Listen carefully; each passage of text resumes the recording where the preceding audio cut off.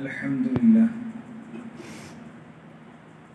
نحمده ونستعينه ونستغفره ونتوكل عليه ونعوذ بالله من شرور أنفسنا ومن سيئات أعمالنا من يهده الله فلا مضل له ومن يضلل فلا هادي له وأشهد أن لا إله إلا الله وحده لا شريك له وأشهد أن محمدا عبده ورسوله اللهم صل على محمد وعلى آل محمد كما صليت على إبراهيم وعلى آل إبراهيم إنك حميد مجيد أما بعد فإن خير الكلام كلام الله وخير الهدي هدي محمد صلى الله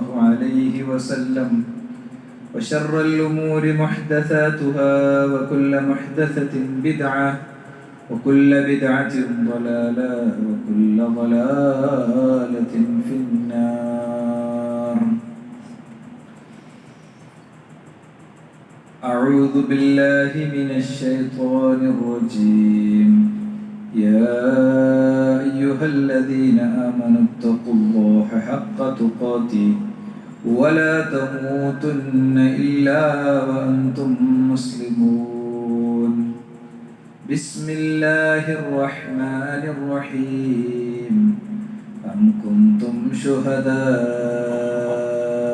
إذ حضر يعقوب الموت إذ قال لبنيه ما تعبدون من بعدي قالوا نعبد إلهك وإله آبائك إبراهيم وإسماعيل وإسحاق إلها واحدا ونحن له മുസ്ലിമൂൻ. സൃഷ്ടാവും സംരക്ഷകനുമായ റബ്ബിനെ ജീവിതത്തിൻ്റെ മുഴുവൻ മേഖലകളിലും സൂക്ഷിക്കുന്ന യഥാർത്ഥ മുഅ്മിനുകളും മുഖ്ലിസുകളുമായി ജീവിതം ക്രമീകരിക്കണേ എന്ന് എല്ലാ സത്യവിശ്വാസികളെയും സത്യവിശ്വാസിനികളെയും ഉണർത്തുകയാണ്, ഉത്ബോധിപ്പിക്കുകയാണ്. മരുഭൂമി കാണാനുള്ള ഒരു യാത്രക്കിടയിൽ ജീവിതത്തിൽ ആദ്യമായി മരുഭൂമിയുടെ അവസ്ഥാന്തരങ്ങളെ അറിയാൻ വേണ്ടി നടത്തിയ ഒരു യാത്രക്കിടയിൽ ഒരു മനുഷ്യനെ പരിചയപ്പെട്ടു. ഒരു ഇരുമ്പുകൂട് പോലെയുള്ള വീടാണ് അയാളുടെ ഇടമായി തിരഞ്ഞെടുക്കുന്നത്. യമൻ സ്വദേശിയാണ് ഈ മനുഷ്യൻ. അദ്ദേഹം അവിടെ ആടുകളെയും ഒട്ടകങ്ങളെയൊക്കെ മേയിച്ച് ജീവിക്കാൻ. അദ്ദേഹത്തിന്റെ കൊച്ചു വീടിനുള്ളിൽ കയറുമ്പോൾ അവിടെ ആർഭാടങ്ങൾ ഇല്ലെന്ന് മാത്രമല്ല, അത്യാവശ്യങ്ങൾ പോലും അവിടെ ഇല്ല. ഒരു മുസല്ലയുണ്ട്, കുടിക്കാൻ വെള്ളമുണ്ട്, കഴിക്കാൻ അത്യാവശ്യമുള്ള ഫുഡും ബാക്കി കാര്യങ്ങളൊക്കെ ഉണ്ട്. വളരെ ആഴത്തിലുള്ള ആത്മീയ കാര്യങ്ങൾ പാലിക്കുന്ന ആ മനുഷ്യൻ ഒട്ടകത്തെ കറന്ന പാല് ഞങ്ങൾക്ക് കുടിക്കാൻ തന്നു. 5 മിനിറ്റ് അവിടെ ഇരുന്നപ്പോഴേക്ക് ചൂടെടുത്ത് വിയർത്ത് പ്രയാസപ്പെട്ട് അസ്വസ്ഥമാകുന്ന അവിടെ മുന്നോട്ട് പോകാൻ കഴിയാത്തൊരു സാഹചര്യം വരെ വ്യക്തിപരമായി അനുഭവപ്പെട്ടു. AC ഇല്ല, ഫാനില്ല, ഒന്നുമില്ല, സൗകര്യങ്ങളൊന്നുമില്ലാത്ത അസൗകര്യങ്ങളുടെ പരമാവധി നിലനിൽക്കുന്ന ഒരു ഇടത്തിൽ അയാൾ അങ്ങനെ ജീവിക്കുകയാണ്. വർഷത്തിലൊരിക്കൽ അയാൾ നാട് പിടിക്കുന്നുണ്ട്. അദ്ദേഹത്തോട് ഇങ്ങനെ അദ്ദേഹത്തിന്റെ ലഹജയും അദ്ദേഹത്തിന്റെ ബാക്കി കാര്യങ്ങളൊന്നും നമുക്ക് വ്യക്തിപരമായി എനിക്ക് ചോദിക്കാവുന്ന അറബിയോ കാര്യമോ ആയിരുന്നില്ല. അപ്പോൾ എൻ്റെ കൂടെ ഉണ്ടായിരുന്ന സുഹൃത്തുക്കൾ ചോദിച്ചതിൽ നിന്ന് മനസ്സിലാക്കിയതിൽ നിന്ന് അയാളുടെ കുടുംബത്തിന് വേണ്ടിയാണ്, കുടുംബത്തെ പോറ്റാനുള്ള അയാളുടെ കഷ്ടപ്പാടാണ്. പേപ്പർ മിസ്സായിട്ടാണോ കടലാസില്ലാഞ്ഞിട്ടാണോ എന്നൊക്കെ ചോദിച്ചു നമ്മൾ. അയാൾക്ക് കിട്ടിയ തൊഴിൽ ഇതാണ്. ആ തൊഴിലുമായിട്ട് അയാൾ സമരസപ്പെട്ടിരിക്കുക. ഇതിൻ്റെയൊക്കെ ഏറിയ തോതും കുറഞ്ഞ പങ്കുമൊക്കെ എത്ര ഉന്നതമായ ജീവിതാവസ്ഥയിലും ഒക്കെ ആണെങ്കിലും ഒരു വ്യക്തി എടുക്കുന്നുണ്ട്. എന്തിനാണ് റിസ്ക് എടുക്കുന്നത്? സ്വന്തം കുടുംബത്തെ ശരിയാവിധം മുന്നോട്ട് കൊണ്ടുപോകാനുള്ള റിസ്കുകളാണ്. ഏത് തൊഴിലെടുക്കുന്ന ആളാണെങ്കിലും ആ തൊഴിലിന്റെ ഒരു പ്രതിസന്ധിയുടെ പോയിന്റ് ഉണ്ടാകും. അതൊക്കെ എടുക്കുന്നത് എന്തിനാണ്? ചിലർ പ്രവാസികളാണ്, വീടും കൂടും വിട്ട് വിവാഹവും കല്യാണവും സൽക്കാരവും ആഘോഷങ്ങളും ഒന്നുമില്ലാതെ അവര് നാട് വിട്ട് ജീവിക്കുന്നു. നാട്ടിലുള്ള ആളുകളാണെങ്കിൽ ഒരു വെയിലത്ത് കഠിനാധ്വാനം ചെയ്യുന്ന ആളുകൾ നമുക്ക് കാണാൻ കഴിയും. ഇനി അത്യാവശ്യം നല്ല തൊഴിലും സൗകര്യവും ഒക്കെ നമ്മൾ വിലയിരുത്തുന്ന തൊഴിലുകളിൽ പോലും ഈ പറഞ്ഞതുപോലത്തെ പ്രതിസന്ധി അല്ലെങ്കിൽ മറ്റു പലതും ഉണ്ട്. ഞാനിവിടെ പറയാൻ ശ്രമിക്കുന്ന കാര്യം ഇത്രയേ ഉള്ളൂ. ഓരോരുത്തരും സ്വന്തം കുടുംബത്തെ ഒരു ശരിയായ രീതിയിൽ കൊണ്ടുപോകാൻ ആവശ്യമായ വലിയ റിസ്കുകൾ യഥാർത്ഥത്തിൽ എടുക്കുന്നുണ്ട്.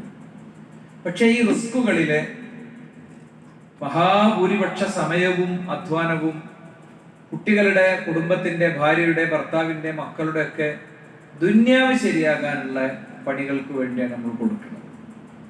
അവർക്ക് പാർപ്പിടം, അവർക്ക് ഭക്ഷണം, അവർക്ക് വസ്ത്രം, അവർക്ക് സന്തോഷം, അവർക്ക് ആശ്വാസം, അവർക്ക് ആഘോഷം. നമ്മളെ വീട്ടിലെ സ്ത്രീകളുടെ ഒക്കെ അവസ്ഥ നിങ്ങൾ ആലോചിച്ച് നോക്ക്. പല പല അസുഖങ്ങളും പല പല വിഷമങ്ങളും പ്രയാസങ്ങളും ഒക്കെ അവർക്ക് ഉണ്ട്. നമ്മളിതിങ്ങനെ എന്നും കേൾക്കുന്നത് കൊണ്ട് പലപ്പോഴും നോർമലൈസ് ചെയ്യപ്പെട്ടു പോകുന്നു എന്നുള്ളതാണ് വസ്തുത.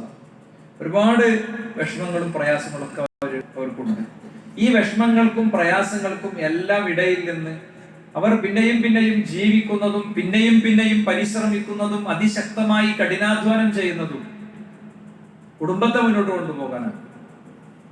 ഈ കുടുംബത്തിന്റെ മുന്നോട്ട് പോക്കിന് വേണ്ടി പരിശ്രമിക്കുന്നവർ പലപ്പോഴും അവരുടെ സമയത്തിന്റെയും ഊർജത്തിന്റെയും പരിശ്രമത്തിന്റെയും സമ്പത്തിന്റെയും മഹാഭൂരിപക്ഷം ചെലവാക്കുന്നത്, അതാണ് ഞാൻ പറയണത്, അതെന്തിനാണ്? ദുന്യാവിന് വേണ്ടിയിട്ടാണ് അതിന്റെ മിക്ക അധ്വാനങ്ങളും പോകുന്നത്.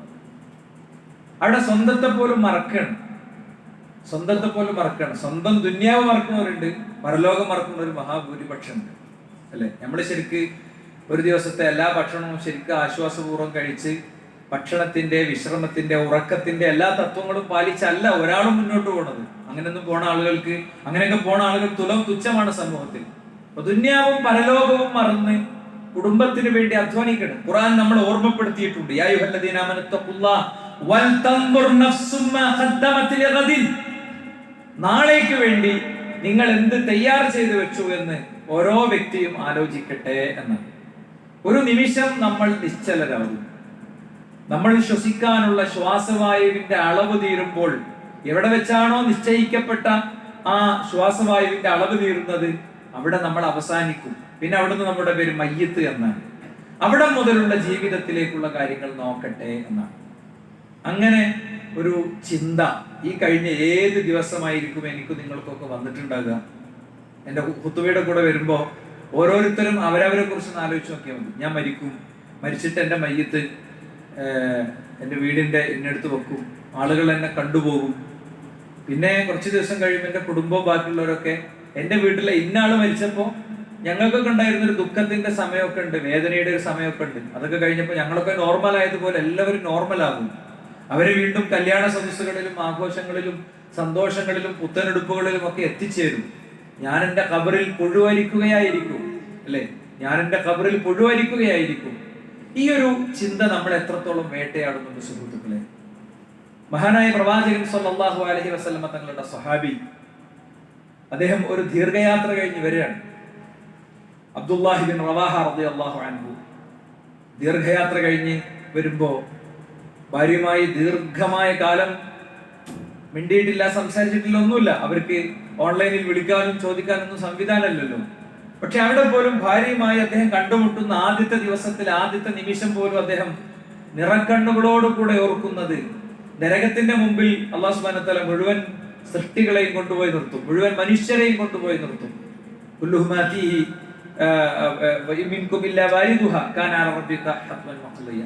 സുബ്ഹാനഹു വ തആല മുഴുവൻ ആളുകളെ അവിടെ കൊണ്ടുവന്ന് നിർത്തും. പിന്നെ അവിടെ നിന്ന് രക്ഷപ്പെടാറ് മാത്രമാണ്, സൂക്ഷ്മത പാലിച്ചവർ മാത്രമാണ്. അല്ലാത്ത ആളുകൾ മുട്ടിലിഴഞ്ഞ് നരകത്തിൽ വീടുന്നുള്ള ആയത്തോതിട്ട് അദ്ദേഹം കരയാണ്. അദ്ദേഹം കരഞ്ഞോട് പറയുന്നത്, ഈ രക്ഷപ്പെടുന്ന കൂട്ടത്തിൽ ഞാനും നീയൊക്കെ ഉണ്ടാവൂ. സഹോദരന്മാരെ, നമ്മളെ എത്രത്തോളം ഈ ഒരു ചിന്ത നമ്മൾ അലട്ടിയിട്ടുണ്ട്. രോഗങ്ങൾ വരുന്നതിനെ കുറിച്ച് നമ്മൾ ഭയന്നിട്ടുണ്ട്. ആക്സിഡന്റുകൾ സംഭവിക്കുന്നതിനെ കുറിച്ച് നമ്മൾ പേടിച്ചിട്ടുണ്ട്. കടക്കെണികളെ കുറിച്ച് നമ്മൾ അസ്വസ്ഥമായിട്ടുണ്ട്. നഷ്ടങ്ങളെ കുറിച്ച് നമ്മൾ വേദനിച്ചിട്ടുണ്ട്, അല്ലേ? എന്നാൽ വ്യക്തികൾ എന്നുള്ള നിലയ്ക്ക് നമ്മൾ ജീവിതം ഇങ്ങനെ ഹോമിച്ച് മുന്നോട്ട് പോകുമ്പോൾ എത്രത്തോളം ചിന്തിക്കുന്നുണ്ട്.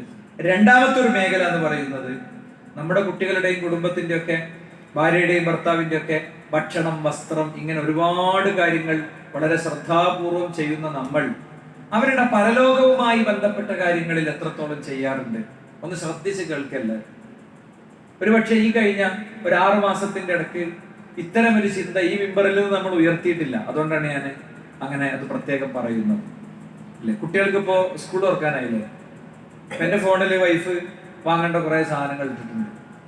നോട്ട്ബുക്ക്, അത് ഇത് കുറച്ച് നേരത്തെ വാങ്ങിയിട്ടില്ലെങ്കിൽ അവസാനം എന്റെ വില ഒന്ന് നോക്കിയിട്ട് വാങ്ങാൻ കഴിയില്ല എന്ന് എന്റെ അടിയിലുണ്ട്. പോയിട്ട് വാങ്ങേണ്ടത് എന്ത് ചെയ്യാൻ പറ്റില്ല, അതിന്റെ വിലയൊക്കെ ഒന്ന് നോക്കി ഒന്ന് മറിച്ച് നോക്കിയിട്ട് വാങ്ങാൻ കഴിയില്ല, അപ്പൊ നേരത്തെ വാങ്ങണം, ഇട്ടുവെച്ചിട്ടുണ്ട്. അത് കുട്ടികളുടെ ഇപ്പൊ കോഴ്സ് ചേർക്കൽ, TC വാങ്ങലും ഒക്കെ നടക്കല്ലേ, കോഴ്സ് തരല്ലേ, നമ്മള് തരല്ലേ. പക്ഷേ അവരുടെ പരലോകവുമായി ബന്ധപ്പെട്ട കാര്യത്തിൽ അവരെത്രത്തോളം സേഫാണ്. എന്റെ ഭാര്യ എവിടേക്ക് മാറാനുണ്ട്, എന്റെ ഭർത്താവ് എന്തിലൊക്കെ എഡിറ്റ് ആകാനുണ്ട്, എന്നെ അദ്ദേഹം വിവാഹ പന്തലിൽ നിന്ന് ഉപ്പ കല്യാണം കഴിച്ചു കൊടുത്തപ്പോൾ കൈകൾ പിടിച്ച് അദ്ദേഹം കൊണ്ടുവന്ന വാഹനത്തിൽ കയറ്റിക്കൊണ്ടുവന്ന് ഇതുപോലെ നിങ്ങളും നിങ്ങളുടെ ഇണകളും സന്തോഷത്തോടെ സ്വർഗത്തിലേക്ക് പോയിക്കോളൂ എന്ന് പറയുമ്പോൾ കൂടെ പോരാൻ മൂപ്പരുണ്ടാകുമോ? കൂടെ പോരാൻ അവളുണ്ടാകുമോ? നമ്മളെ മൂത്ത മോനുണ്ടാകുമോ? നമ്മളെ മൂത്ത മോൻ ഇന്ന ഡിഗ്രി ഒക്കെ ഉണ്ട്, അവനുണ്ടാകുമോ? ഇത് ഒരു വ്യക്തിക്ക് ഫറളായി പടച്ചോനെ ഏൽപ്പിച്ച ഉത്തരവാദിത്തമാണ്. കുട്ടികളെ ഭക്ഷണം നോക്കുന്നതിലേറെ, വസ്ത്രം നോക്കുന്നതിലേറെ, വീടിന്റെ കാര്യം നോക്കുന്നതിലേറെ, ഉപ്പാന്റെ മരുന്നിന്റെ കാര്യം നോക്കുന്നതിലേറെ, ഉപ്പാന്റെ ബാക്കി കാര്യങ്ങൾ നോക്കുന്നതിലേറെ പ്രധാനത്തോടെ ഏൽപ്പിച്ചതാണ് എന്ത്? ഉപ്പാന്റെ ദീനിന്റെ കാര്യം നോക്കണം, ഉമ്മാന്റെ ദീനിന്റെ കാര്യം നോക്കണം. ഭാര്യന്റെ, ഭർത്താവിന്റെ, മക്കളുടെ, അനിയന്റെ, ജേട്ടന്റെ, സുഹൃത്തിന്റെ, സമൂഹത്തിന്റെ ഒക്കെ എല്ലാവരുടെയും ഇത്തരം കാര്യങ്ങളിൽ നമ്മൾ ശ്രദ്ധാലുക്കളാകണം. ഒരുപക്ഷെ നമുക്കൊക്കെ അറിയണ ആയത്താണ്, ആദ്യം കേൾക്കുന്ന ആയത്തൊന്നുമല്ല. പക്ഷെ ആയത്തുകൾ നിരന്തരം കേൾക്കുന്നതിനിടയ്ക്ക് അതിന്റെ തീവ്രതയും അതിന്റെ ശക്തിയും അത് ഹൃദയത്തോട് നടത്തുന്ന അതിശക്തമായ സംവാദവും സ്നേഹ സംഭാഷണവും നമുക്ക് എവിടെയോ കൊഴിഞ്ഞു പോകുന്നുണ്ട്. യാ അയ്യുഹല്ലദീന ആമനൂ ഖു അൻഫുസകും വഅഹ്ലീകും നാറാ വഖൂദുഹാ അന്നാസു വൽ ഹിജാറ അലൈഹാ മലായികത്തുൻ ഗിലാദുൻ ശിദാദ് ലാ യഅസൂനല്ലാഹ മാ അമറഹും വയഫ്അലൂന മാ യുഅ്മറൂൻ. യാ അയ്യുഹല്ലദീന ആമനൂ, സത്യവിശ്വാസികളെ, ഖു അൻഫുസകും വഅഹ്ലീകും നാറാ, നിങ്ങൾ നിങ്ങളെയും നിങ്ങളുടെ അഹ്ലിനെയും നരകത്തിൽ നിന്ന് കാത്തോളണം. നിങ്ങൾ നാളേക്ക് വേണ്ടി എന്ത് ചെയ്തു എന്ന് ചിന്തിക്കണം എന്ന് ആദ്യം പറഞ്ഞു. അതേ ഗൗരവത്തിൽ പറയാണ്, നിങ്ങളെ കുടുംബത്തിന്റെയും കുട്ടികളുടെയും മക്കളൊക്കെ കാര്യങ്ങൾ നോക്കണം. അവിടെ പാറക്കെട്ടുകൾക്ക് കൂടെയിട്ട്, കരിങ്കല്ലുകൾക്ക് കൂടെയിട്ട്, മനുഷ്യൻ ആരാധനകൾക്ക് വേണ്ടി രൂപപ്പെടുത്തിയ അവന്റെ രൂപങ്ങൾക്ക് കൂടെയിട്ട് മനുഷ്യനെ കത്തിക്കും. ഭൂമിയിലെ തീ കല്ലിനെ കത്തിക്കൂലെങ്കിൽ നരകത്തിലെ തീ കല്ലിനെ കത്തിക്കും. മനസ്സിലായില്ലേ? അപ്പൊ ഇത് നമ്മളൊന്ന് ഗൗരവപൂർവ്വം മനസ്സിലേക്ക് എടുക്കേണ്ടതാണ്. അതുകൊണ്ട് തന്നെ അമ്പിയാക്കളെ നമ്മൾ എടുക്കുമ്പോൾ നമുക്ക് കാണാൻ പറ്റും. ഇസ്മായിൽ അലൈഹി ഇസ്ലാമിനെ കുറിച്ച് പറയുന്നിടത്ത് നമുക്ക് കാണാം, വകാന യഅ്മുറു അഹ്ലഹു ബിസ്സലാത്തി വസ്സകാത്തി വകാന ഇൻദ റബ്ബിഹി മർദിയ്യ. വകാന യഅ്മുറു അഹ്ലഹു, അദ്ദേഹം തന്റെ അഹ്ലിനോട് കൽപ്പിക്കാറുണ്ടായിരുന്നു, ബിസ്സലാത്തി വസ്സകാത്തി, നിസ്കരിക്കാനും സകാത്ത് കൊടുക്കാനും ഒക്കെ കൽപ്പിക്കാറുണ്ടായിരുന്നു. വകാന ഇൻദ റബ്ബിഹി മർദിയ്യ. ഇസ്മായിൽ അലൈഹി ഇസ്ലാം അള്ളാഹിന്റെ അടുത്ത് വളരെ തൃപ്തിപ്പെട്ട, അള്ളാഹ്ക്ക് ഏറ്റവും ഇഷ്ടപ്പെട്ട ഒരാളാണെന്നാണ്. നമ്മൾ പരമാവധി നിസ്കാരത്തിന്റെ കാര്യം ചിലപ്പോൾ പറയുന്നുണ്ടോ? കുട്ടികളോടൊക്കെ, ഭാര്യനോട് പറയുന്നുണ്ടോ? ഭർത്താവിനോട് പറയുന്നുണ്ടോ? നിസ്കാരമൊക്കെ എന്ന് പറഞ്ഞാൽ ചില ആളുകൾ നിസ്കാരമൊക്കെ അത് ഇപ്പൊ നോമ്പൊക്കെ കഴിഞ്ഞ് ഒന്ന് എൻ്റെ അടുത്ത് കഴിഞ്ഞ ജുമാക്ക് ഞാൻ അങ്ങോട്ട് കയറലിൽ പറഞ്ഞു, പിന്നെ നിസ്കാരമൊക്കെ നിങ്ങൾ ഒന്നുകൂടി പറയണ്ടേ, ഞാനൊക്കെ ഒന്ന് ഉഷാറ് പറഞ്ഞിട്ടുണ്ടായിരുന്നു പറയുള്ളൂ. കയറലിൽ അത് മനുഷ്യന്റെ ഒരു അവസ്ഥയാണ്. അയാളാ പറഞ്ഞ വാചകം, ആ വാചകം കൂടി മനസ്സിൽ ഉൾക്കൊണ്ടതുകൊണ്ടാണ് ഞാൻ ഈ ആയത്ത് എടുത്തത്. ആയത്ത് വേറെ അല്ലായിട്ടല്ല. നമ്മൾ ശ്രദ്ധിക്കണം, നമ്മൾ ട്രാക്കിലാകുന്നതിന്റെ അടിസ്ഥാനമാണ് സുഹൃത്തുക്കളെ നിസ്കാരം. ശരിക്കും നിസ്കാരം പടച്ചോൻ തൃപ്തിപ്പെട്ട രീതിയിലാണ് ചെയ്താൽ പിന്നെ തിന്മ നമ്മൾ കാണുകയല്ല. തിന്മ ചെയ്യണമെങ്കിൽ അത് കാണണ്ടേ, തോന്നണ്ടേ. തിന്മയുടെ സാഹചര്യങ്ങളിലേക്ക് നമ്മൾ എത്തുകയേ ഇല്ല. തിന്മ വീണ്ടും വീണ്ടും ജീവിതത്തിൽ ആവർത്തിക്കപ്പെടണമെങ്കിൽ അതിന്റെ അർത്ഥം നിസ്കാരം ഫലപ്രദമായി ശരിയാവിധമല്ല നടക്കുന്നത് എന്നുള്ളതാണ്. പരമാവധി കുട്ടികളോടൊക്കെ നിസ്കാരം പറയാം, അതന്നെ അത് വെറുതെ ഒച്ചടലാണ്. പ്രായോഗികമായി കൂടെ നിർത്തി ചേർത്ത് നിർത്തി നിർവഹിക്കണതല്ല. ഇന്നിപ്പോ നമ്മളെ മക്കള് ജുമാക്ക് പള്ളിയിൽ എത്തിയിട്ടുണ്ടാവും, ഒന്ന് ആലോചിച്ചാണ്. ജുമാക്ക് പള്ളിയിൽ എത്തിയിട്ടുണ്ടാവും, ഇന്നൊരു സുബഹി നിസ്കരിച്ചിട്ടുണ്ടാവും. എത്ര ആൾക്കാർ ഇന്ന് കുട്ടി സുബഹി നിസ്കരിച്ചോന്ന്? ഇന്ന് ഭാര്യ എപ്പോഴാണ് സുബഹി നിസ്കരിച്ചത്, നമ്മളെപ്പോഴാണ് സുബഹി നിസ്കരിച്ചത്, എത്ര ആൾക്ക് ജമാഅത്ത് കിട്ടി? ഇങ്ങനത്തെ മേഖല കൂടി ആകുലതയോടുകൂടെ ചിന്തിക്കണം എന്നാണ്. റസൂലുള്ളാഹിനോട് പറഞ്ഞു, നീ നിന്റെ അഹ്ലിനോട് നിസ്കാരം കൊണ്ട് കൽപ്പിക്കണം, എന്നിട്ട് ക്ഷമ അവലംബിക്കണം. കാരണം നല്ല കാര്യം പറയലും പഠിപ്പിക്കലും ബോധ്യപ്പെടുത്തലും മനുഷ്യന്റെ ക്ഷമ നഷ്ടപ്പെടുത്തുന്ന പ്രതികരണം അവിടെ ഉണ്ടാവുന്ന അതിന്റെ അർത്ഥം. ശ്രദ്ധിച്ചില്ല, മൂന്നാലാളെ ശ്രദ്ധിച്ചില്ല. ഞാൻ പറഞ്ഞു മൂന്നാലാളെ ശ്രദ്ധിച്ചില്ല. എന്താ നിസ്കാരം കൊണ്ട് കൽപ്പിക്കണം എന്നിട്ട് സ്വബറാക്കണം എന്ന് പറഞ്ഞ അതിന്റെ അർത്ഥം എന്താ? നമ്മൾ ഒരാളോട് ഒരു നല്ല കാര്യം പറയാൻ വേണ്ടി പറയുമ്പോ നമുക്ക് അത്ര സന്തോഷമുള്ള രീതിയിലാവൂല അവിടെ ഉണ്ടാകുക. നമ്മൾ സ്വബറാക്കേണ്ട കുറെ കാര്യം അവിടെ സംഭവിക്കും എന്നാണ് അതിന്റെ അർത്ഥം. നമ്മൾ ക്ഷമിക്കേണ്ട കുറെ കാര്യം അവിടെ സംഭവിക്കും. ഇപ്പൊ നല്ല കാര്യങ്ങൾ പറയുന്ന ആളുകൾ അല്ലേ, നല്ല കാര്യങ്ങൾ പറയുന്ന ആളുകൾ. ഇപ്പൊ നിങ്ങൾ ആലോചിച്ചുകൊണ്ട് ഞാൻ സൊഫിന്റെ കാര്യം എപ്പോഴും പറയലുണ്ട്. നിങ്ങൾ ശ്രദ്ധിച്ചോ? ഞാൻ കഴിഞ്ഞ ആഴ്ച മുതൽ ശ്രദ്ധിച്ചു, 3 സൊഫ് പക്കയാണ്. 3 സൊഫ് പക്കയാണ്. 4ാമത്തെ സൊഫ് ഇങ്ങനെ നമ്മൾ റെഡി ആയി വരികയാണ്. അപ്പൊ ഞാനിത് ഇങ്ങനെ ആവർത്തിച്ച് പറയുമ്പോ നിങ്ങളാരും ഇരിക്കുള്ളൂ. അപ്പൊ എനിക്ക് ഇട് വന്നിട്ട് ഞാനാണ് ചൂടായ കാരണം പല കാര്യം അയാൾ വെറുതെ അങ്ങനെ ചൂടാവുന്ന അല്ലേ, അയാൾ വെറുതെ അങ്ങനെ ചൂടാവുന്ന അതൊക്കെ കാര്യമില്ല, ഒരു കാര്യം ഇതുകൊണ്ടില്ല. ഒരാൾക്ക് നമ്മൾ ഒരുപാട് പറയുന്നു എന്നുള്ള ശരിയാ, പക്ഷെ ഒരു വ്യക്തിയെ സംബന്ധിച്ചിടത്തോളം അയാൾക്ക് അത് എപ്പോൾ ബോധ്യപ്പെടുന്നു എന്നുള്ളത് അയാളുടെ തൗഫീഖും കൂടി അതിലുണ്ട്. അയാളുടെ തൗഫീഖും കൂടി അതിലുണ്ട്. എന്നാലേ അത് എന്ത് ചെയ്യുള്ളൂ, അയാൾക്ക് കിട്ടുള്ളൂ. അയാൾക്ക് കിട്ടാൻ പഠിച്ചാൽ വെച്ചൊരു സമയമുണ്ട്, അപ്പോഴേ കിട്ടുള്ളൂ. അതുകൊണ്ട് ഞാനിവിടെ ആദ്യം പറഞ്ഞു നിർത്തുന്ന പോയിന്റ്, നമ്മൾ ഏറ്റവും ലാസ്റ്റ് വന്നൊരു 7 ആളുകളുണ്ട്, അവർക്ക് വേണ്ടി ഒന്നുകൂടി ഞാൻ ആവർത്തിക്കുകയാണ്. അതെന്താ? നമ്മുടെ കുടുംബത്തിന് വേണ്ടി, മക്കൾക്ക് വേണ്ടി, വാപ്പയാണെങ്കിലും ഉമ്മയാണെങ്കിലും വല്യപ്പയാണെങ്കിലും, വല്യമ്മയൊക്കെയാണ് ഏറ്റവും കൂടുതൽ സഹിക്കുക. മക്കൾക്കും ആൺകുട്ടികൾക്കും പെൺകുട്ടികൾക്കും ഉണ്ടായ മുഴുവൻ കുട്ടികളും നോക്കണ പണി അല്ലെ. ശരിക്കും എന്ന് പറഞ്ഞാൽ നമ്മൾ ആണുങ്ങൾ സ്വകാര്യം അതുപോലെ കേൾക്കണ്ട, ഈ കുട്ടികളെ നോക്കണത്ര വലിയ പണി വേറെന്തല്ല ഇതിലുണ്ടോ? ചെറിയ കുട്ടികളെ മക്കളെ നോക്കണത്ര നമുക്ക് വല്ല സ്വാതന്ത്ര്യം ഉണ്ടോ? ഒരു 3-4 വയസ്സ് വരെയുള്ള കുട്ടികളെ നോക്കണമെങ്കിൽ എന്തുമാത്രം അധ്വാനം. അങ്ങോട്ട് പോകുമ്പോ അവിടെ കയറും, ഇങ്ങോട്ട് പോകുമ്പോ ദൂരം ഒക്കെ നോക്കണ്ടേ, ഒക്കെ നോക്കണം. അപ്പം ഈ പണികളൊക്കെ അവർ എടുക്കുന്നുണ്ട്. നമ്മളെല്ലാരും അതിനൊക്കെ കൂലിയുണ്ട്, അതിൽ യാതൊരു സംശയമല്ല. പക്ഷേ അടിസ്ഥാനപരമായ ദീനീ കാര്യങ്ങൾ നമ്മുടെ വാപ്പയും ഉമ്മയും കുടുംബവും മക്കളൊക്കെ ഉൾക്കൊള്ളുന്നിടത്ത് നമ്മൾ എന്ത് എഫേർട്ട് എടുക്കണം? ഞാനൊരു സംഭവം പറയാം. മഹാനായ അബൂ ഹുറൈറ റളിയല്ലാഹു അൻഹു പ്രവാചകൻ സല്ലല്ലാഹു അലൈഹി വസല്ലം തങ്ങളുടെ അടുത്ത് വന്നിട്ട് പറയാണ്, അതേ പറയാം, കുന്തു അദ്ഉ ഉമ്മി ഇലൽ ഇസ്ലാം വഹിയ മുശ്രിക. എന്റെ ഉമ്മ മുശ്രിക്കത്തായിരുന്നു, ലാത്തിനെ ഉസനെ വിളിക്കുന്ന ആളായിരുന്നു. ശരിക്ക് കേൾക്കണേ, ഞാൻ പറയുന്നത് ശരിക്ക് കേൾക്കണം. കുറെ ആളുകൾക്ക് ഇതിൽ ദൃഷ്ടാന്തമുണ്ട്, അതുകൊണ്ട് അങ്ങനെ തന്നെ പറയുന്നു. ഞാൻ എന്റെ ഉമ്മാനെ ഇസ്ലാമിലേക്ക് വിളിക്കുമായിരുന്നു, അവർ മുശ്രിക്കത്തായിരുന്നു. അങ്ങനെ ഒരു ദിവസം ഞാന് അവരെ ഒന്നുകൂടി മനസ്സുകൊണ്ട് ഒരുങ്ങി ചെന്നിട്ട്, ഉമ്മ അങ്ങനല്ല അമ്മ, ഈ ലാത്തിനോട് ഉസനോടൊന്നും പ്രാർത്ഥിക്കരുത് അമ്മ, എനിക്കറിയുന്ന വിവരവും വിജ്ഞാനൊക്കെ വെച്ച് ഞാൻ ക്ഷണിച്ചു കേട്ടോ, ഞാൻ ക്ഷണിച്ചു. അപ്പൊ അദ്ദേഹം പറയാം, അപ്പോ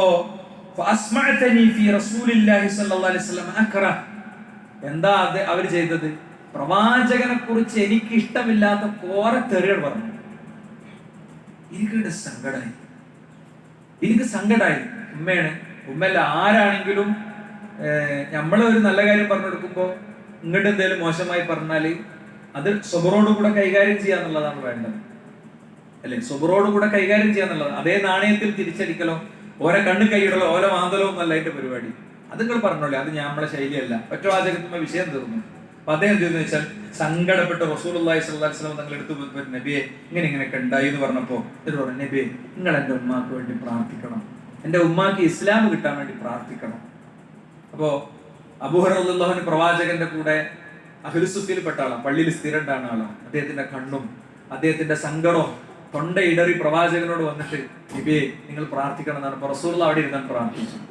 പിന്നെ അതേ പറയാം, ഞാൻ വളരെ പ്രതീക്ഷയോടുകൂടെ, നബി പ്രാർത്ഥിച്ചതല്ലേ, ഉമ്മാക്ക് എന്തെങ്കിലുമൊക്കെ മാറ്റം ഉണ്ടായിട്ടുണ്ടാകും എന്നുള്ള പ്രതീക്ഷയോടുകൂടെ ഞാൻ ചെന്നപ്പോ ഒളു എടുക്കാൻ വേണ്ടിയിട്ട്, ഒളു എടുക്കണേ പിന്നെ സമയത്ത് കയ്യും കാലേക്ക് കേൾക്കുമ്പോൾ വെള്ളത്തിനുണ്ടാവേണ്ട ഒച്ചല്ലേ, ആ ഒച്ച പോലെ എനിക്ക് ഇങ്ങനെ തോന്നി. വാതിൽ തുറന്നു വന്നിട്ട് എന്റെ ഉമ്മ പറഞ്ഞു, അശ്ഹദു അല്ലാ ഇലാഹ ഇല്ലല്ലാഹ് വഅശ്ഹദു അന്ന മുഹമ്മദൻ റസൂലുള്ളാഹ്. അപ്പൊ അവിടെ ഉമ്മാന്റെ തൗഹീദിന് വേണ്ടി ഉമ്മ ഈ പറയുന്ന കാര്യങ്ങളിൽ നിന്നൊക്കെ രക്ഷപ്പെടാൻ വേണ്ടി ഒരു പണി എടുത്തിട്ടുണ്ട്. ഞാൻ ഇന്നലെ ഈ നാട്ടിലെ ഏകദേശം എല്ലാ ആളുകൾക്കും അറിയണേ ഒരാളെടുത്ത് എൻ്റെ ഉപ്പാന്റെ കൂടെ പോയി. അദ്ദേഹം ഞങ്ങളുടെ തൊട്ടടുത്ത വീട്ടിൽ വന്നിട്ടുണ്ട് എന്ന് പറഞ്ഞ് അദ്ദേഹം വിളിച്ചതാണ്. അപ്പൊ പോയതാണ്. അപ്പം അദ്ദേഹം പറഞ്ഞു, നമ്മളൊക്കെ ആശയമൊക്കെ വേറെയാണെങ്കിലും നമ്മൾ പഴയ സുഹൃത്തുക്കളാണല്ലോ. ഉപ്പാനോട് പറയണം. ഞാനിത് കൗതുകത്തോടെ ഇങ്ങനെ കണ്ടു നിൽക്കുകയാണ്. അപ്പൊ പോരല് അദ്ദേഹത്തിന് ചെവി കേൾക്കൂല, ചെവി വളരെ പതുക്കെയാണ്, നല്ല ഉറക്കാൻ പറയണം. ബാക്കിയൊക്കെ ഓക്കെയാണ്. 2-3 അള്ളാഹു അദ്ദേഹത്തിന്റെ രോഗത്തിൽ ആശ്വാസം കൊടുക്കട്ടെ, ഇതോ കൊണ്ട് വസിയത്ത് ചെയ്തിരുന്നു അദ്ദേഹത്തിനോട്. അപ്പൊ ഞാൻ അദ്ദേഹത്തിന്റെ കൈ പിടിച്ചിട്ട് നമ്മൾ ഒരു രോഗിയെ സന്ദർശിക്കുമ്പോൾ നടത്തുന്ന ദുആ ഉണ്ടല്ലോ, ആ ദുആ ഞാൻ അങ്ങനെ ചൊല്ലി കേട്ടോ. അല്ലാഹുമ്മ ശ്ഫി അൻത ശാഫി ലാ ശിഫാ ഇല്ലാ ശിഫാഉ ശിഫാഅൻ ലാ യുഗാദിറു സഖമ ലാ ബഅസ് തഹൂറുൻ ഇൻഷാ അല്ലാഹ്. അങ്ങനെ കുറെ ദുആ ഉണ്ട്. ഞാൻ ചൊല്ലിയപ്പോൾ അദ്ദേഹത്തിന്റെ ഒരു ഇത്തിരി അത്ഭുതവും കൗതുകവും ഒക്കെ ആയി. എന്താ അത്ഭുതവും കൗതുകവും? അപ്പൊ നമുക്ക് ദുആ ഉണ്ടോന്ന് ചോദിച്ചിട്ടുണ്ട്. ഇപ്പൊ നിങ്ങൾ ആലോചിച്ച് നോക്കി, എത്രയോ വർഷം, 85 വയസ്സ് 2 മാസമായി എന്ന് അദ്ദേഹം പറഞ്ഞു. 85 വയസ്സും 2 മാസവും ഈ നാട്ടിൽ ജീവിച്ചിട്ട് അദ്ദേഹത്തിന് നമുക്ക് ദിക്റില്ല ദുആ ഇല്ല എന്നാണ് അദ്ദേഹം വിശ്വസിക്കുന്നത്. ദിക്റില്ല ദുആ ഇല്ല എന്നാണ്. കൂട്ടായിട്ട് പ്രാർത്ഥിക്കോ, ഒറ്റക്ക് പ്രാർത്ഥിക്കോ, ഒറ്റക്ക് എങ്ങനെയാണെങ്കിലും എനിക്ക് വേണ്ടി പ്രാർത്ഥിക്കണം എന്നാണ് അദ്ദേഹം. മനസ്സിലായില്ലേ? ഇപ്പൊ ഞാൻ പറയണത് എന്താണെന്ന് വെച്ച് കഴിഞ്ഞാൽ, പ്രായമായ മാതാപിതാക്കള്, ബന്ധുക്കള്, കുടുംബങ്ങള്, ഇവരൊക്കെ സഹോദരന്മാരെ പലപ്പോഴും ഉള്ളൊരു സ്പേസ് ഏതാ? അവരെ കയ്യിൽ 333 ഗേടുണ്ടാവും. അവര് പല താജു സലാത്തും പല ദിക്റും ചെല്ലനുണ്ടാവും. നമ്മൾ അവരെ കറക്റ്റ് ഡോക്ടറെ കാണിക്കും, വേണ്ടതൊക്കെ ചെയ്തു കൊടുക്കും. പക്ഷെ നമ്മൾ പറയില്ല, അല്ലേ? നമ്മൾ പറയില്ല. ഞാൻ നിങ്ങൾക്ക് പറഞ്ഞുതരാം. റസൂലുള്ളാഹ് പ്രാർത്ഥിച്ചപ്പോ വീട്ടിൽ തിരിച്ചെത്തിയപ്പോഴേക്ക് ഇസ്ലാം സ്വീകരിച്ച ഉമ്മാന്റെ കഥ നമ്മൾ പഠിച്ചു. എന്നാൽ അബൂ ത്വാലിബിന്റെ ചരിത്രം ആവർത്തിച്ച് നമ്മൾ കേട്ടിട്ടുണ്ട്. അബൂ ത്വാലിബ് ആരാണ്? അബൂ ത്വാലിബിനെ പോലെ ലോകത്ത് ഇസ്ലാമിക് അല്ലാഹുവിന്റെ റസൂലിനെ സപ്പോർട്ട് ചെയ്ത ആരാള്? അബൂ ത്വാലിബ് മരിക്കണത് വരെ പ്രവാചകനെ തൊടാൻ കാഫറുകൾക്ക് പറ്റിയിട്ടില്ല. അതുകൊണ്ടാണ് അവർ ബഹിഷ്കരിച്ചത്. അപ്പോഴാണ് 2-3 വർഷം പ്രവാചകൻ ആ മലയടിവാരത്തിൽ പോയി താമസിച്ചത്. അപ്പൊ ആ മലയടിവാരത്തിലും പോയി വയസ്സായ ഖുറൈശികളുടെ കൂട്ടത്തിലെ കാരണവര് ചുട്ടുകൊള്ളുന്ന പകലിലും തണുത്തുറയുന്ന രാവുകളിലും പ്രവാചകന്റെ കൂടെ നിന്നു, ഒക്കെ ചെയ്തു.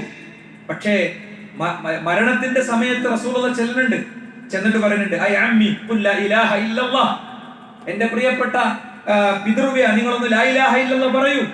കലിമത്തുൻ ഉഹാജു ലക ബിഹാ ഇൻദല്ലാഹ്. ഈ അവസാന സമയത്ത് നിങ്ങൾ ഇസ്ലാം സ്വീകരിച്ചതുകൊണ്ട് ഈ ഖറഖറത്തിന്റെ അവസ്ഥയ്ക്ക് എത്തിയിട്ട്, മരണം തൊണ്ടക്കുഴിയിൽ എത്തിയിട്ട് ഇസ്ലാം സ്വീകരിച്ചുകൊണ്ട് ആ ഇസ്ലാം കിട്ടുമോ എന്ന് പ്രവാചകന് സംശയമുള്ളതുകൊണ്ട് കൂടിയാണ് അങ്ങനെ പറയുന്നത്. ലാ ഇലാഹ ഇല്ലല്ലാഹ് എന്ന് പറഞ്ഞാൽ എനിക്ക് പടച്ചോന്റെ അടുത്ത് നിങ്ങൾക്ക് വേണ്ടി വാദിച്ചു നോക്കാമല്ലോ. അപ്പൊ പുറത്ത് എല്ലാവരും ഉണ്ട്, അബൂജഹലും ബാക്കിയുള്ളവരൊക്കെ ഉണ്ട്.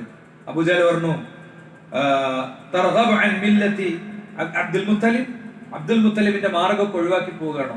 അങ്ങനെയാണ് ധരിപ്പിച്ച് നിർത്തിയ ആളുകളൊക്കെ. നമ്മൾ ഇന്ന ആള് മഹാപണ്ഡിതൻ, മറ്റേ ആള് ഇന്ന ആള്, അയാൾ ഇങ്ങനത്തെ ആള് അങ്ങനത്തെ ആള്, അവരൊക്കെ വഴിയല്ലത്. ഓരൊക്കെ എന്ന് പറഞ്ഞാൽ ഓരൊക്കെ അങ്ങനെ ഒറ്റ പ്രാർത്ഥന നടത്തിയ മഴ പെയ്യുമായിരുന്നു, അല്ലേ? ഇങ്ങനെയൊക്കെയാണ് പറഞ്ഞ് കുറെ ഉണ്ടാക്കിയ കഥ ഉണ്ടാവും. കുറച്ച് ജീവിതത്തിൽ നല്ല സൂക്ഷ്മത ഉണ്ടാവും. ചിലപ്പോ കറാഹത്ത് പോലും ചെയ്യുന്നുണ്ടാവില്ല, ഒക്കെ ശരി തന്നെ ആയിരിക്കും. പക്ഷെ വിശ്വാസത്തിന് പ്രശ്നം ഉണ്ടാവും. കറാഹത്തൊന്നും ചെയ്യുന്നുണ്ടാവില്ല, പക്ഷെ ശിർക്ക് ചെയ്യുന്നുണ്ടാവും. ശിർക്ക് ചെയ്യുന്ന ആള് പിന്നെ കറാഹത്ത് ചെയ്യാതെ ജീവിച്ചിട്ട് എന്താ കാര്യം? അങ്ങനത്തെ മഹാവ്യക്തികളെ കുറിച്ച് ഇങ്ങനെ പറഞ്ഞ് അവതരിപ്പിച്ച് അതിന്റെ കൂടെ കഥകൾ വെച്ച് പൊടിപ്പും തൊങ്ങലും വെച്ച് പറയുമ്പോൾ അതിൽ കുടുങ്ങി ജീവിക്കുകയാണ്. ആ കെണിയിൽ ആര് പെട്ടു? അബൂ ത്വാലിബ് പെട്ടു. അബൂജഹൽ ഒന്നിങ്ങനെ നോക്കി, നബിനെ ഇങ്ങനെ നോക്കിയിട്ട്, അലാ മില്ലത്തി അബ്ദുൽ മുത്തലിബ്, അബ്ദുൽ മുത്തലിബിന്റെ മാർഗത്തിൽ ഞാൻ മരിച്ചു. എന്താ ഉണ്ടായത്? അള്ളാഹുവിന്റെ റസൂൽ മുറ്റത്തേക്ക് ഇറങ്ങി, പൊട്ടിക്കരഞ്ഞു. അപ്പോഴാണ് മലക്ക് ജിബ്രീൽ അലൈഹിസ്സലാം അള്ളാഹുവിന്റെ റസൂലിന്റെ അടുത്ത് വരുന്നത്. എന്നിട്ട് പറയുന്നത്, ഇന്നക ലാ തഹ്ദീ മൻ അഹ്ബബ്ത വലാകിൻ അല്ലാഹു യഹ്ദീ മൻ യശാ. മാത്രമല്ല അള്ളാഹുവിന്റെ റസൂലിനെ അപ്പറങ്ങിയ വേറൊരു ആയത്തുണ്ട്. എന്താ? മാ കാന ലിന്നബിയ്യി വല്ലദീന ആമനൂ യസ്തഗ്ഫിറൂ ലിൽ മുശ്രിക്കീൻ. മുശ്രിക്കുകൾക്ക് വേണ്ടി ഇസ്തിഗ്ഫാർ നടത്താൻ ഒരു നബിക്കും അള്ളാഹു അനുവാദം കൊടുത്തിട്ടില്ല എന്നുള്ള ആയത്തും ആ അവസരത്തിലാണ് ഇറങ്ങുന്നത്. ഇനി ഇത്രയും ഇസ്ലാമിനെ സേവിച്ച അബൂ ത്വാലിബിന് കിട്ടിയത് എന്താ? അബൂ ത്വാലിബിന് കിട്ടുന്നത് ഇബ്നു അബ്ബാസ് ഉദ്ധരിക്കുന്ന ഹദീസിൽ, ഇമാം മുസ്ലിം ഉദ്ധരിച്ച ഹദീസിൽ കാണാം, അഹ്വനു അഹ്ലിൻ നാരി അദാബൻ, നരകത്തിൽ ഏറ്റവും ചെറിയ ശിക്ഷ കിട്ടുന്നത് ആർക്കാണ്? അബൂ ത്വാലിബിനാണ്. വഹുവ മുൻതഇലുൻ ബിലഅലൈനി മിൻ നാരി യുഗ്ലാ മിൻഹാ ദിമാഉഹു. എന്താ, അദ്ദേഹത്തിന് 2 തീയിന്റെ ചെരുപ്പ് കൊടുക്കും. ആ തീയിന്റെ ചെരുപ്പ് അദ്ദേഹത്തിന്റെ തല ഇങ്ങനെ പൊട്ടിത്തെറിച്ചുകൊണ്ടിരിക്കും. അത് എന്തെങ്കിലും അവസാനിക്കും? ഇല്ല. നരകത്തിൽ നിന്ന് ചിലരെ, തൗഹീദുള്ളവരെ, പ്രാർത്ഥനയും ഇബാദത്തും റബ്ബിന് മാത്രം കൊടുത്തവരെ, അത് ചെറിയ കാര്യമൊന്നുമല്ല. ചില ആളുകൾക്ക് അങ്ങനെ തലി കയറിയിട്ടുണ്ടാവില്ല.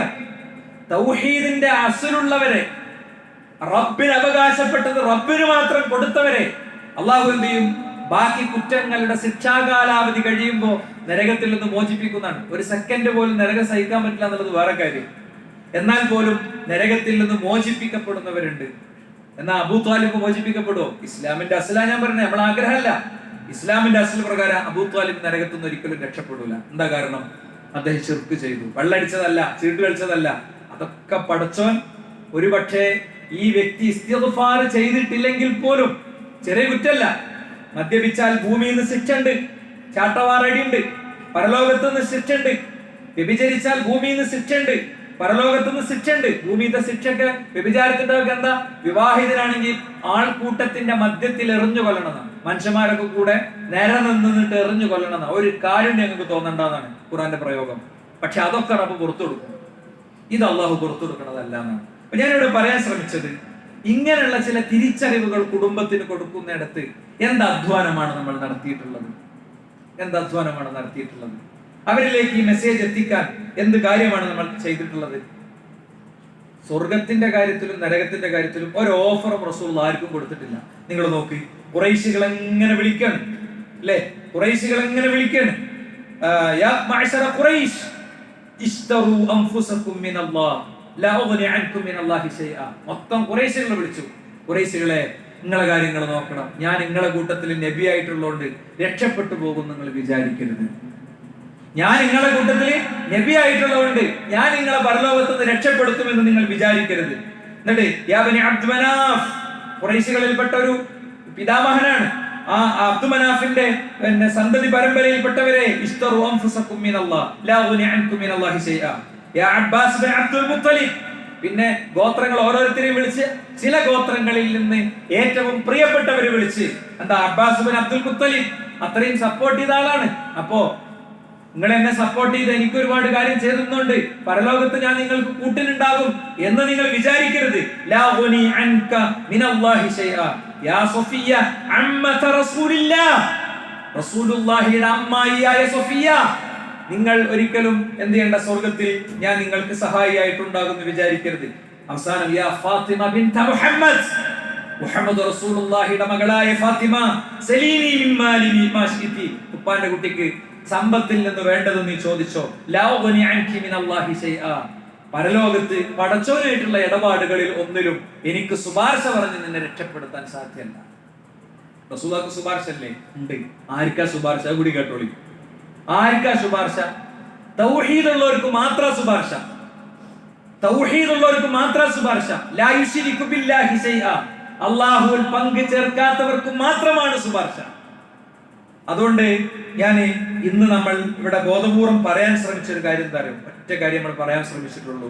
നമ്മളെ കുട്ടികളുടെയും കുടുംബത്തിന്റെയും മക്കളുടെ ഒക്കെ അവരുടെ എല്ലാ കാര്യങ്ങളും വളരെ ശ്രദ്ധിക്കുമ്പോഴും അവരുടെ വിശ്വാസത്തിലെ നിലപാട് എന്താണ്, അവരുടെ അനുഷ്ഠാനങ്ങൾ എങ്ങനെയാണ്, അവരുടെ രീതികൾ എന്താണ്, ഇതിലൊന്നും പലപ്പോഴും നമ്മൾ കൺസേൺ അല്ല. ഇതിലൊന്നും പലപ്പോഴും നമ്മൾക്ക് സങ്കടങ്ങളില്ല. നോക്കൂ നിങ്ങൾ, ഇത്തരം ആളുകൾക്ക് സംഭവിക്കുന്ന ഒരു അപകടത്തെ കുറിച്ചും ഖുർആൻ പറയുന്നുണ്ട്. എന്താ? യുബസ്സറൂനഹും യവദ്ദുൽ മുജ്രിമു ലൗ യഫ്തദി മിൻ അദാബി യൗമിഇദിൻ ബിബനി വസാഹിബതിഹി വഅഖി വഫസീലതിഹി അല്ലതി തുവി വമൻ ഫിൽ അർദി ജമീഅൻ സുമ്മ യുൻജി.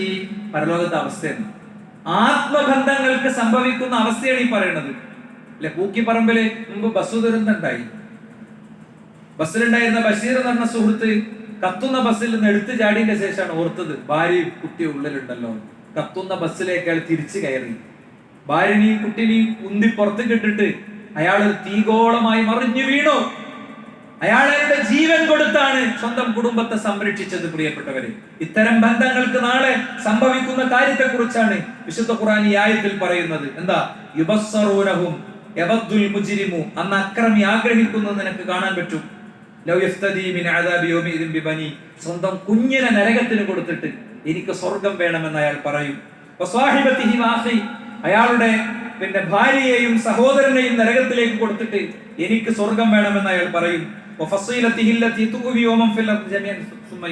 അയാളുടെ ബന്ധുക്കളെയും കുടുംബങ്ങളെയും ഭൂമിയിലെ സർവ്വ മനുഷ്യരെയും നരകത്തിന് കൊടുത്തിട്ട് അയാളുടെ സെലിബ്രിറ്റികൾ, ഇഷ്ടപ്പെട്ട നടന്റെ ഫിലിം കാണാൻ, ഇഷ്ടപ്പെട്ട പ്ലെയറുടെ കളി കാണാൻ, അല്ലെ എന്തെല്ലാം മനുഷ്യന്മാര് കാട്ടിക്കൂട്ടുന്നു. അവരുടെ പേര് പച്ച കുത്തുന്നു, അവരുടെ ഫോട്ടോ റൂമിൽ വെക്കുന്നു, പേഴ്സിൽ വെക്കുന്നു, അയാളെ പോലെ മുടിവെട്ടുന്നു, അയാളെ പോലെ വസ്ത്രം ധരിക്കുന്നു, എന്തൊക്കെ ചെയ്യുന്നു. അയാളുടെ ഷോർട്സും റീൽസും ഇഷ്ടം പോലെ കാണുന്നു. ഇവരൊക്കെ നരകത്തിന് കൊടുത്തിട്ട് ഇവരാണ് എന്റെ സമയം കൊന്നത്, ഇവരാണ് എന്നെ നശിപ്പിച്ചത് എന്ന് നാളെ പറയുന്നതാണ്. മനസ്സിലായത്? എനിക്ക് വളരെ ആത്മബന്ധമുള്ള ഒരു മനുഷ്യനെയും അദ്ദേഹത്തിന്റെ ഭാര്യയെയും കുറിച്ചാണ് ഈ ആയത്ത് ഓതുമ്പോഴൊക്കെ എനിക്ക് ഓർമ്മ വരാറുള്ളത്. അവർക്കൊരു അയാൾ മരിച്ചു, അള്ളാഹുത്തിന്റെ ഖബറുശാലയിൽ കൊടുക്കട്ടെ. അപ്പൊ അത് അവർക്കൊരു പ്രാർത്ഥന കിട്ടിക്കോട്ടെ എന്ന് എഴുതിയിട്ട് ഞാൻ എപ്പോഴും പറയാറുണ്ട്. 2 കിഡ്നി പോയി. അദ്ദേഹത്തിന്റെ കുടുംബം അദ്ദേഹത്തെ ഉപേക്ഷിച്ചു. എന്താ കാര്യം? അയാൾക്കൊരു ദിവസം മനസ്സിലായി ARSഉം മൈക്കലിലും ചരടും പരിപാടി ഒന്നും പറ്റൂല. ഒരു ആളെ ഒരു പ്രശ്നത്തിന് വേണ്ടി, പ്രശ്നം പരിഹരിക്കാൻ വേണ്ടി ഒരു ജ്യോത്സ്യനെ സമീപിച്ചാൽ, ആചാര്യ പണിയിട്ടുള്ളവരെ സമീപിച്ചാൽ 40 ദിവസത്തെ നിസ്കാരം ബാത്തിലാകുന്നതായിട്ട് മനസ്സിലായപ്പോൾ എന്താ ചെയ്തറിയും? നിലപാടെടുത്തപ്പോൾ കുടുംബം ബഹിഷ്കരിച്ചപ്പോ അയാൾ കൂടുതൽ കരുത്തോടെ പൊരുതി. അയാൾക്ക് ചുറ്റുമുള്ള ആദർശ സുഹൃത്തുക്കളും പലരും അയാളെ സഹായിച്ചു കേട്ടോ. പലരും സഹായിച്ചു. ഒരു ആശാരി വന്നിട്ട് അയാളോട് പറഞ്ഞു, കിഡ്നി ഞാൻ തരാം. എന്താ കാരണം എന്നറിയോ? ഈ മനുഷ്യന്റെ രാത്രി ഇങ്ങനെ പോകുമ്പോ ഈ ആശാരി ഒരു മരത്തിന്റെ ഒട്ടിലേക്കുണ്ട്. അപ്പൊ നൃത്തം, അയാൾ നല്ല പാലിയേറ്റീവ് രംഗത്തൊക്കെ വളരെ പ്രവർത്തിച്ച ഒരു മനുഷ്യനാണ്. മനുഷ്യന്മാരെ സങ്കടങ്ങളുടെ കണ്ണീർ തുടക്കുന്ന ആളാണ്. അപ്പോ ആ നൃത്തം അത്ര ശരിയാണെന്ന് തോന്നിപ്പോ വണ്ടിയിലും കയറ്റി കൊണ്ടിട്ട് കാര്യം ചോദിച്ചു പറഞ്ഞു, മടുത്തു, ഞാനവിടെ അവസാനിപ്പിക്കാൻ പോകുന്നതാണ്. ഇത് അയാളുടെ ഭാര്യനോട് വരെ പങ്കുവെച്ചിട്ടില്ല. ഇയാൾ രോഗിയായി കിടക്കുമ്പോ വന്നിട്ട് പറയണം, ഞാൻ കൊടുക്കും മൂപ്പർക്ക് കിഡ്നി. അപ്പൊ ഭാര്യ കാരണം ചോദിച്ചു, മൂപ്പര് വരാൻ കാരണം. അപ്പോഴാണ് ഭാര്യനോട് പറഞ്ഞു കൊടുക്കുന്നത്. അപ്പൊ അതിന്റെ ഒരു നന്ദിയായിരിക്കും, നമുക്ക് പഠിച്ചും വേറെ തന്നോളൂ കേട്ടോ. ഇങ്ങനെ ഈ രോഗാവസ്ഥയിൽ കിടക്കുമ്പോ ഇദ്ദേഹത്തിന്റെ കൂടെ അഡ്മിറ്റ് ചെയ്യപ്പെട്ട 3 ആളുകൾ. ആദ്യത്തെ ആളുടെ കല്യാണം കഴിഞ്ഞിട്ട് 6 മാസമേ ആയിട്ടുള്ളൂ. കിഡ്നി പോയി എന്ന് കണ്ടപ്പോ ഭാര്യന്റെ കുടുംബക്കാരെന്ത് ചെയ്തു? ബോധപൂർവ്വം ഡിവോഴ്സ് വാങ്ങിയിട്ട് കൊണ്ടുപോയി കേട്ടോ. ആ കുട്ടിക്ക് പോകാൻ മനസ്സുണ്ടായിട്ടില്ല, പക്ഷെ അവിടെ പോയി. അയാൾ കുറഞ്ഞ ദിവസം കൊണ്ട് മരണപ്പെട്ടു. രണ്ടാമത്തെ ആളെ കൂടെ കിടന്നിരുന്ന ആള്, അയാളുടെ ഭാര്യ മൂപ്പരിക്ക് ഇനി റീപ്രൊഡക്ഷൻ കപ്പാസിറ്റി ഉണ്ടാവില്ല, ലൈംഗിക ജീവിതത്തിൽ ഒന്നും ചെയ്യാനാവുകയില്ല എന്നൊക്കെ ഡോക്ടർ പറഞ്ഞപ്പോ ഒരു തമയന്റെ കൂടെ പോയി. ഇതറിഞ്ഞ അയാളും ഹൃദയം പൊട്ടി മരിച്ചു. അപ്പൊ ഇയാൾ അവിടെ കിടക്കുന്നുണ്ട്, ഞാൻ ഈ പറഞ്ഞ വ്യക്തി അവിടെ കിടക്കുന്നുണ്ട്. അയാൾ ഭാര്യനോട് ചോദിച്ചു, നീ പോണില്ലടി, എല്ലാവരും പോയല്ലോ. അപ്പൊ ഭാര്യ മറുപടി കൊടുത്തു, ഒന്നുമില്ല, നിങ്ങളുടെ ചുണ്ടിലേക്ക് കഞ്ഞി പാർന്ന് നമ്മുടെ വീട്ടിന്റെ ഓഫീസ് റൂമിൽ ചലിക്കാതെ ജീവൻ മാത്രം മതി, ചലനം പോലും വേണ്ട, അങ്ങനത്തെ ഒരാളെ നിങ്ങളെ കിട്ടിയാലും എനിക്കത് മതി എന്ന് പറഞ്ഞു കേട്ടോ. അപ്പം നീണ്ട വർഷങ്ങളായിട്ടും ഒരു ആദ്യ രാത്രിയിലെ ആദ്യ ദിനങ്ങളിലെ പോലെയാണ് ഇവരുടെ പെരുമാറ്റം. അത് കണ്ടപ്പോഴാണ് ഞാൻ ചോദിച്ചത്, നിങ്ങൾക്ക് എങ്ങനെ രണ്ടാൾക്ക് ഇത്ര അടുത്ത് പെരുമാറാനും ഇടപെടാനൊക്കെ കഴിയുന്നു എന്ന് ചോദിച്ചതിന്റെ ഉത്തരമായിട്ടാണ് എനിക്കിത് പറഞ്ഞത്. അന്ന് എന്നോട് അങ്ങനെ പറഞ്ഞതാണ് അവള്. ഓക്ക് ജീവിതം കിട്ടിയിട്ടില്ല, എന്നെയും കൊണ്ട് ഇങ്ങനെ ചികിത്സിച്ച് നടക്കുന്നതിനോട് പണി. എനിക്ക് ഈ ആയത്താണ് ഓർമ്മ വരിക. ഈ ഭാര്യയും ഭർത്താവും നാളെ മൂപ്പരെ നരകത്തിലിട്ട് എനിക്ക് സ്വർഗം കൊണ്ടാന്ന് പറയുന്ന അവസ്ഥകളൊന്നും ആലോചിച്ച് നോക്കണം. അതെപ്പോഴാണ് ഉണ്ടാകുക? ദുന്യാവിൽ നിന്ന് നമ്മൾ പരസ്പരം പഠിപ്പിക്കേണ്ടതും അറിയേണ്ടതും മനസ്സിലാക്കി കൊടുക്കേണ്ടതൊക്കെ പഠിപ്പിക്കുകയും മനസ്സിലാക്കി കൊടുക്കുകയും ചെയ്യൂല. ഭർത്താവ് ഇങ്ങനെ വരും, കുത്തുബൊക്കെ കേൾക്കും, പോകും. ഭാര്യക്ക് എന്താ പണി? പെരുന്നാളിനടക്കം അടുക്കളയാണ് പണി, വേറെ വിട്ടില്ല. എപ്പോഴെങ്കിലൊക്കെ പാഞ്ഞു പോയി നിസ്കരിക്കും, വേറെ എന്താ അറിയാം ഇതിനെ കുറിച്ച്.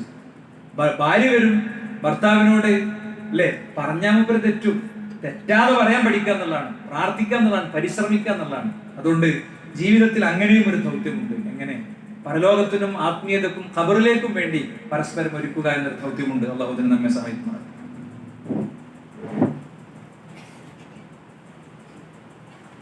അൽഹംദുലില്ലാഹി വസ്സലാത്തു വസ്സലാമു അലാ റസൂലില്ലാഹി വഅലാ ആലിഹി വസഹ്ബിഹി അജ്മഈൻ. സൃഷ്ടാവും സംരക്ഷകമായ റബ്ബനെ ജീവിതത്തിന്റെ എല്ലാ മേഖലയിലും സൂക്ഷിക്കണേ എന്ന് ഒരിക്കൽ കൂടി ഉണർത്തുകയാണ്, ബോധിപ്പിക്കുക. നമ്മൾ ഓതിയിരുന്ന ആയത്ത് യാക്കൂബ് അലൈഹിസ്സലാം മരണാസന്നനായപ്പോൾ മക്കളോട് ചോദിച്ച ചോദ്യമാണ്, നിങ്ങൾ എനിക്ക് ശേഷം മക്കളെ ആരെയാണ് ആരാധിക്കുക? അവർ പറഞ്ഞു, ഇലാഹക്ക, നിങ്ങളെ നിങ്ങൾക്ക് പരിചയപ്പെടുത്തി തന്ന പടച്ചോനല്ലേ, ആ പടച്ചോൻ. വൈലാഹ ആബായിക്ക, നിങ്ങളെ പിതാക്കന്മാർ, നിങ്ങളെ വാപ്പാന്റെ വാപ്പൊക്കെ ആരാധിച്ച നബിമാരായിരുന്നു അവരൊക്കെ ആരാധിച്ച ആ ഇലാഹില്ലേ, അവരെ ആരാണ്? ആ വാപ്പി ബാപ്പാന്റെ വാപ്പി ഇബ്രാഹിമും ഇസ്മായിലും ഇസ്ഹാഖൊക്കെ അവർ പരിചയപ്പെടുത്തിയ പടച്ചോനെയാണ്. അപ്പൊ മരണ നിമിഷത്തിൽ പോലും ആകുലതയോടുകൂടി അവർ ചിന്തിച്ചൊരു വിഷയത്തിൽ നമുക്ക് എത്രത്തോളം ടെൻഷൻ ഉണ്ട് എന്നാണ് അന്ന് ചോദിച്ച ചോദ്യം. ഇത് പലപ്പോഴും പഠിക്കാനുള്ള അവസരങ്ങളെ നമ്മൾ നന്നായിട്ട് ഉപയോഗിക്കണം. അപ്പൊ ഇന്ന് ഇൻഷാ അല്ലാഹ് നമ്മുടെ പെട്ടത്തൂർ ജംഗ്ഷനിൽ ഒരു പരിപാടി നടക്കുന്നുണ്ട്. ആ പരിപാടിയുടെ മുഖ്യ ഊന്നൽ എന്താണ്? മനുഷ്യർക്ക് അള്ളാഹുവിനെ മനസ്സിലാക്കി കൊടുക്കുക എന്നുള്ളത്. അള്ളാഹുവിനെ മനസ്സിലാക്കേണ്ടത് മനസ്സിലാക്കിയ ഒരു പ്രശ്നമല്ല. അതുകൊണ്ടാണ് ആകാശത്ത് നിന്ന് തീഗോളങ്ങൾ വർഷിക്കുമ്പോഴും കരയുദ്ധത്തിന് വേണ്ടി ടാങ്കറുകൾ വരുമ്പോഴൊക്കെ ഫലസ്തീൻ എടുക്കേണ്ട സ്റ്റാൻഡ് നോക്കി നിങ്ങൾ. യൂറോപ്പില് കൂട്ട ഇസ്ലാം സ്വീകരണമാണ് ഈ കഴിഞ്ഞ 2 മാസം കൊണ്ട് നടന്നത് കേട്ടോ. നാളെ ഞായറാഴ്ച ഒരു പ്രോഗ്രാം നടക്കുന്നുണ്ട്, ഡയലോഗ് എന്നുള്ള പേരിൽ പ്രോഗ്രാം നടക്കുന്നുണ്ട് വിശ്വ യൂത്തിന്റെ. ആ പരിപാടി ശ്രദ്ധിച്ചാൽ നിങ്ങൾക്ക് ഞാൻ ഈ പറയുന്ന മേഖല കിട്ടും. എന്താ? ഫലസ്തീനിയുടെ വിശ്വാസം കണ്ടിട്ട് അവര് ചെല്ലുന്ന ഹസ്ബുൻ അല്ലാഹു വ നിഅമൽ വക്കീൽ കേട്ടിട്ട് യൂറോപ്യന്മാർ ഇസ്ലാമിനെ പഠിക്കാണ്. ഇസ്ലാമിനെ പഠിച്ച് കൂട്ട ഇസ്ലാം സ്വീകരണമാണ് നടക്കുന്നത്. നമ്മളത് അറിയണില്ല, മീഡിയ പുറത്തു കൊണ്ടുവരുന്നില്ല. കൂട്ട ഇസ്ലാം സ്വീകരണം നടക്കുന്നത്. നമുക്ക് എന്തെങ്കിലും ഒരു വിഷയം വന്നാൽ അപ്പ തങ്ങളുടെ അടുത്തേക്കും മുസ്ലിംരുടെ അടുത്തേക്കും പായാണ് നമ്മള്. അവിടെ നമ്മൾ ഹസ്ബനൊന്നും നമുക്കില്ല. എന്തുകൊണ്ടത്? അള്ളാഹിനെ അറിയാത്തത് കൊണ്ടാണ്. അള്ളാഹുവിനെ മനസ്സിലാക്കി കൊടുക്കുന്ന, പരിചയപ്പെടുത്തി കൊടുക്കുന്ന ഒരു പരിപാടിയാണ്. അതുകൊണ്ടാണ് മിമ്പർമ എന്ന് പറയുന്നത്. ഇൻഷാ അല്ലാഹ് മഗ്രിബ് സ്വലാത്ത് കഴിഞ്ഞ് നമ്മൾ തുടങ്ങും. ഒരു 9, 9:15, 9:02 ഉള്ളിൽ ഇൻഷാ അല്ലാഹ് അവസാനിക്കും. അതാണ് ഷെഡ്യൂൾ. അപ്പൊ നിങ്ങളൊക്കെ ഇത് ഉൾക്കൊണ്ട ആളുകൾ എന്താ വെച്ചാൽ നമ്മളൊക്കെ അവിടെ വന്നിരിക്കുമ്പോൾ അവിടെ കുറച്ച് ആളെ കാണുമ്പോൾ അപ്പുറത്തും ഇപ്പുറത്തുള്ളവർക്കൊക്കെ ഒന്ന് വന്ന് ഇരിക്കാനുള്ളൊരു മനസ്സുണ്ടാവും. നിങ്ങൾ 1, 2, 3 ആളുകൾക്ക് നിങ്ങൾക്ക് പരിചയമുള്ളവരുടെ ഈ വിഷയം എന്ന് പറഞ്ഞാൽ അവരെ ക്ഷണിക്കുക. വല്ലാഹി നിങ്ങൾ ആരെയും നമ്മൾ ചതിക്കൂല. പ്രമാണങ്ങൾ കട്ടുമുറിച്ചും ദുർവ്യാഖ്യാനിച്ചും ഒളിച്ചു വെച്ചും ഒരാളെ നമ്മൾ ചതിക്കൂല, നിങ്ങൾക്ക് ഉറപ്പിക്കാം. അള്ളാഹു സാക്ഷിയാണ് കേട്ടോ. കാരണം ഇതല്ല നമ്മുടെ ഉപജീവനം. നമ്മുടെ ഉപജീവനം ഇതാണെങ്കിലല്ലേ ബേജാറുള്ളൂ. ഇതല്ല നമ്മുടെ ഉപജീവനം. ജീവിക്കാൻ വേറെ വഴിയുണ്ട്. അൽഹംദുലില്ലാഹ്, അള്ളാഹു നിലനിർത്തി തരട്ടെ. അതുകൊണ്ട് എല്ലാവരും ഇന്നത്തെ പരിപാടിക്ക് വേണ്ടി പ്രാർത്ഥിക്കണം. നമ്മളൊരു സംഖ്യ ഇന്ന് ഇവിടുന്ന് പിരിച്ചെടുക്കുന്നുണ്ട്. ആ പരിപാടിയുടെ ചെലവിലേക്കുള്ള പൈസ 0 ഇപ്പോൾ. അപ്പൊ നമ്മളെ കൊണ്ട് കഴിയുന്ന ഒരു പൈസ അതിലേക്ക് കൊടുക്കുക, മനസ്സറിഞ്ഞ് കൊടുക്കുക. ആ പരിപാടി റെക്കോർഡ് ചെയ്യുന്നുണ്ട്, അത് യൂട്യൂബിൽ വരും. സ്വാഭാവികമായിട്ടും അതിന്റെ വ്യൂസ് ഒക്കെ കാണുന്നതിന്റെ ഒക്കെ ഒരു കൂലി നമുക്ക് ഉണ്ടാകും. 2ാമത്തെ ഖുതുബയിൽ ഞാൻ പറയുന്നത് ഒരു പഠന സംവിധാനത്തെ കുറിച്ചാണ്. ആ കാര്യം നിങ്ങളുടെ ശ്രദ്ധയിലുണ്ടാകുക. ചൊവ്വാഴ്ചകളിലെ ഖുർആൻ ക്ലാസ്സുകൾ ഇവിടെ നടന്നു വരുന്നു ഭംഗിയായിട്ട്. നിങ്ങളൊക്കെ ഒരിക്കൽ കൂടി അത് ഓർമ്മിക്കുന്നു. അല്ലാഹു നമ്മിൽ നിന്ന് സ്വീകരിക്കുമാറാകട്ടെ. അവന്റെ മുഅ്മിനുകളിൽ, മുഖ്ലിസുകളിൽ, മുത്തഖീങ്ങളിൽ നമ്മെ ഉൾപ്പെടുത്തുമാറാകട്ടെ. ലാ ഇലാഹ ഇല്ലല്ലാഹ് എന്ന കലിമത്ത് തൗഹീദിനെ അല്ലാഹു ജീവിതത്തിലുടനീളം പാലിക്കാൻ നമുക്ക് തൗഫീഖ് നൽകുമാറാകട്ടെ. اللهم اغفر للمؤمنين والمؤمنات، اللهم اعز الاسلام والمسلمين، اللهم اذل الشرك والمشركين، ربنا آتنا في الدنيا حسنه وفي الاخره حسنه ربنا وقنا عذاب النار. امين امين برحمتك يا ارحم الراحمين، والحمد لله رب العالمين وصلى الله